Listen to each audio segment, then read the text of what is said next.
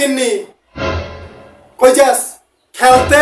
কিসের খেলতে যাস? খেলার যোগ্যতা আছে তো? এখন আপনি দুর্বল দেখে কেন সবারই দুর্বল মনে হয়? কিসের দুর্বল আমি? পারেন ক্রিকেট খেলতে? বাবু তোমাদের সময় থাকতে রাত্রে 11টা 12টা অব্দিও খেলছি।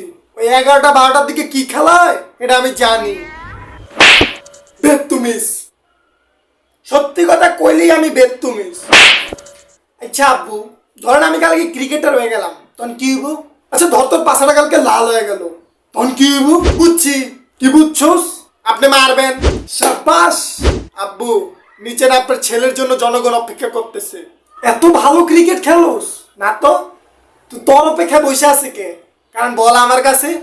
যা। থ্যাংক ইউ আব্বু। আজকে দেখবেন আপনার ছেলে একদম ভালো মতো খেলে আসবে। কে কইছে তোর ভালো মতো খেললে আসতে? আপনি না কইলেন? আমি কইছি যা, বল দিয়ায়। ঘরে থেকে কি করবো কম তো? পড়াশোনা করবি, ঘর মুছবি, টয়লেট মুছবি, এত কাম।